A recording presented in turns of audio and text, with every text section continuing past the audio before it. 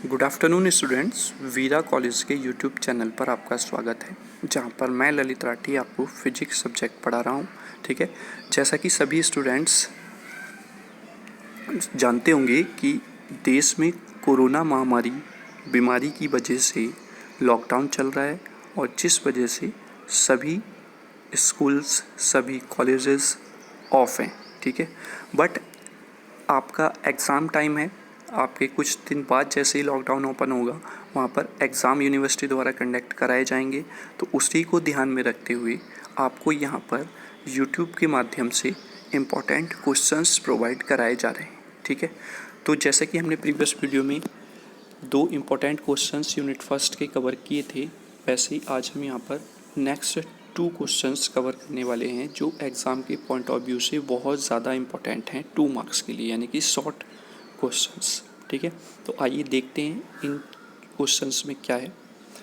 First question है आपका, write down the postulate of special theory of relativity. सबसे ज़्यादा बार पूछा जाने वाला क्वेश्चन है कि स्पेशल थ्योरी ऑफ रिलेटिविटी के पोस्टुलेट्स क्या हैं जो आइंस्टीन ने दिए थे।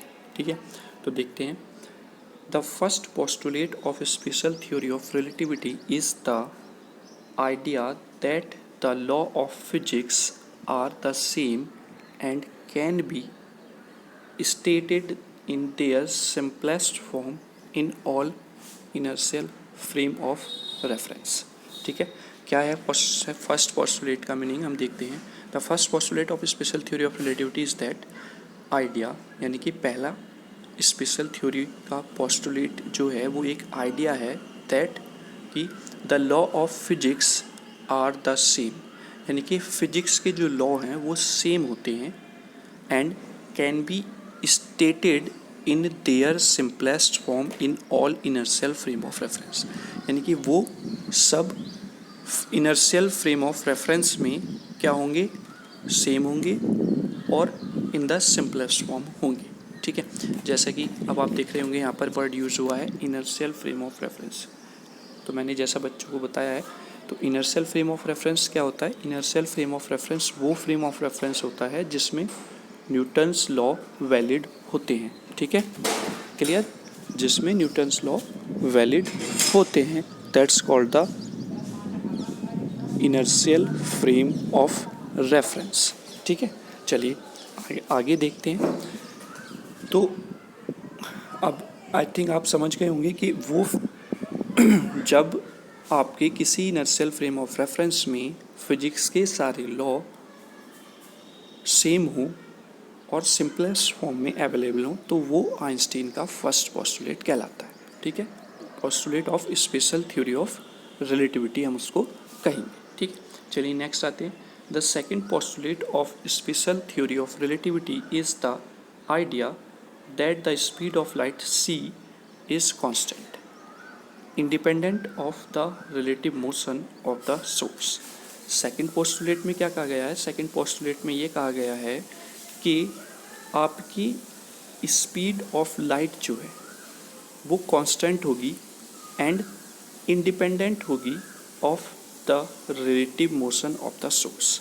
ठीक है, चलिए इसको हम समझते हैं, यानी कि आपका एक फ्रेम दूसरे के रिलेटिव में किसी स्पीड से मूव कर रहा। ठीक है, तो वहाँ पर अगर हम स्पीड ऑफ लाइट मेज़र करते हैं तो वो कांस्टेंट रहेगी, मीन्स c ही रहेगी, और c इक्वल्स टू 3 × 10⁸ मीटर पर सेकेंड होता है, यानी कि वहाँ पर स्पीड का कोई भी इफ़ेक्ट नहीं पड़ेगा। ठीक है, चाहे वो रिलेटिव में एक ऑब्जर्वर के साथ किसी भी स्पीड से मूव करे। ठीक है, क्योंकि ये पोस्टुलेट दिया गया था गैलीलियन ट्रांसफॉर्मेशन के फेल होने पर। उन्होंने उनके ट्रांसफॉर्मेशन के अकॉर्डिंग जो आंसर आ रहा था या फिर जो मेज़रमेंट आ रहा था वो ये आ रहा था कि अगर कोई फ्रेम किसी दूसरे फ्रेम के साथ किसी v वेलोसिटी से मूव करता है तो वहाँ पर स्पीड ऑफ लाइट फिर चेंज हो जाती है बाय द फैक्टर, जिस फैक्टर से आपका जो फ्रेम है वो मूव कर रहा है। ठीक है, तो ये था आपका सेकेंड पोस्टुलेट। ठीक है, तो एक बार मैं आपको फर्स्ट और सेकंड दोनों इजी वे में आपको बता देता हूँ। फर्स्ट पोस्टुलेट ये कहता है कि हर एक इनर्शियल फ्रेम ऑफ रेफरेंस में फिजिक्स के लॉ क्या होंगे, सेम होंगे। और सेकंड पोस्टुलेट ये कहता है कि हर एक इनर्शियल फ्रेम में स्पीड ऑफ लाइट सेम होगी। क्लियर है?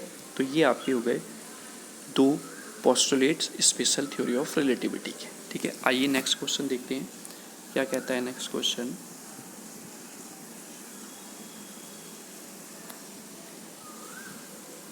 Explain the concept of rest mass of photon. ये भी बहुत इंपॉर्टेंट टॉपिक है फ्रॉम द फर्स्ट यूनिट कि रेस्ट मास ऑफ फोटोन क्या एक्सप्लेन करता है। तो देखते हैं, the concept of rest mass drives from special relativity. The rest mass is the mass of A particle, और स्पेशली पार्टिकल क्या है यहाँ पर, फोटोन, क्योंकि उसने फोटोन दिया हुआ है, as measured by an observer who sees the particle still with zero speed, still with zero speed। कहने का मतलब ये है कि जो कॉन्सेप्ट है रेस्ट मास का वो स्पेशली रिलेटिविटी के पर डिपेंड करता है। ठीक है, जैसे कि कहा गया है कि rest mass is that mass of the particle, और पार्टिकल क्या है यहाँ पर, फोटोन है, जो मेजर्ड किया जाता है या फिर जो ऑब्जर्व किया जाता है by the particle still with zero speed, यानी कि जब पार्टिकल ज़ीरो स्पीड से मूव कर रहा है, या फिर हम सिंपल ये बोल सकते हैं कि वो कहाँ पर रखा हुआ है, रेस्ट पे रखा हुआ है। ठीक है, तो वो कहलाता है फोटोन का rest mass, that's called the rest mass of the photon. तो बच्चों ये आपके दो इम्पोर्टेंट क्वेश्चंस थे एग्ज़ाम के पॉइंट ऑफ व्यू से। ठीक है, जो हमने यहाँ पर आज कवर किए हैं। चलिए नेक्स्ट सेकेंड यूनिट के जो क्वेश्चंस हैं वो हम नेक्स्ट वीडियो में करेंगे। ठीक है, सेकेंड यूनिट के इम्पोर्टेंट शॉर्ट क्वेश्चंस हम नेक्स्ट वीडियो के माध्यम से देखेंगे। चलिए, थैंक यू स्टूडेंट्स।